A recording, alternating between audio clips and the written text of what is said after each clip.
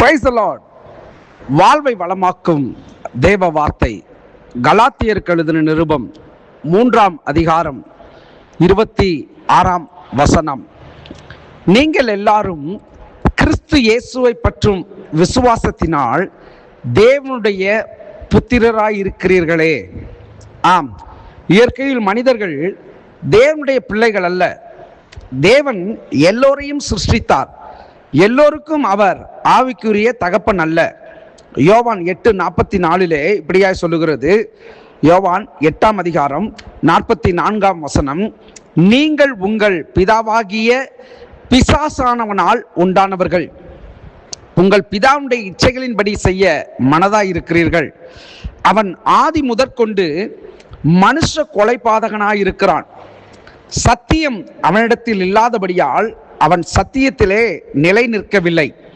அவன் பொய்யனும் பொய்க்கு பிதாவுமாய் இருக்கிறபடியால் அவன் பொய் பேசும்போது தன் சொந்தத்தில் எடுத்து பேசுகிறான் என்று இங்கே குறிப்பிடப்பட்டிருக்கிறது.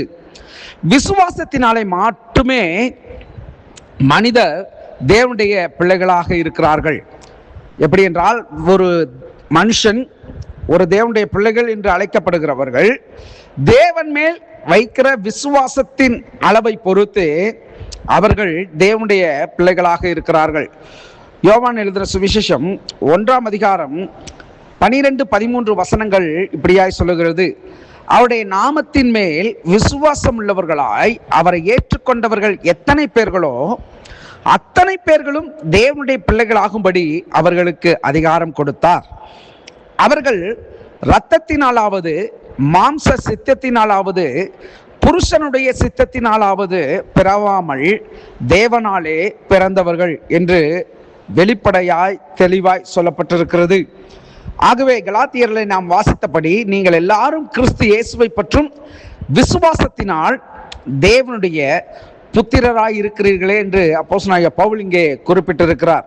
இந்த வார்த்தை கேட்கிற தேவ பிள்ளைகளே, நாம் ஏதோ நம்முடைய நீதி நிமித்தம் நாம் அவருக்கு பிள்ளைகள் என்று அழைக்கப்படாமல் அவர் மேல் நாம் வைத்த விசுவாசத்தின் அடிப்படையிலே தேவன் நம்மை அவருடைய பிள்ளைகளாக மாற்றியிருக்கிறார்.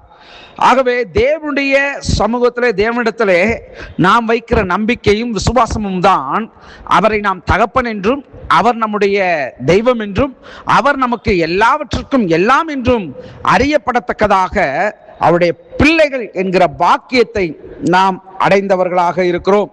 இந்த வார்த்தை நிச்சயமாக நம்முடைய வாழ்க்கையிலே ஒரு பெரிய அசைவை உண்டு பண்ணும். ஏனென்று சொன்னால், விசுவாசத்தினாலே தேவனுடைய புத்திரராய் இருக்கிறோம் என்பதை இங்கே மறுபடியும் உறுதிப்படுத்துகிறது கர்த்தருடைய வார்த்தை. நாம் ஜெபிப்போம். அன்புள்ள தகப்பனே இயேசுவே, இந்த நாளிலே ஆண்டவரே, எங்களுடைய உண்மையின்படி அல்ல, எங்களுடைய நீதியின்படி அல்ல, எங்களுடைய செயல்பாடுகளின்படி அல்ல, உம்மிடத்தில் நாங்கள் விசுவாசத்தை பொறுத்தே ஆண்டவரே நீங்கள் எங்களுடைய தெய்வமாகவும் தேவனாகவும் தகப்பனாகவும் இருக்கிறபடினாலே நாங்கள் உமக்கு நன்றி செலுத்துகிறோம். இந்த நாளிலே ஆண்டவரே, உம்முடைய பிள்ளைகளாக நாங்கள் இருக்கிறபடினாலே எங்களுடைய தகப்பனாகிய நீர் எங்கள் வாழ்க்கையிலே எல்லாவற்றையும் நீர் நன்மையாய் மாற்றி தந்து அற்புதமாய் நடத்தும்படியாய் ஜெபிக்கிறோம். கிறிஸ்து இயேசுவின் நாமத்தில் ஜெபிக்கிறேன் நல்ல பிதாவே.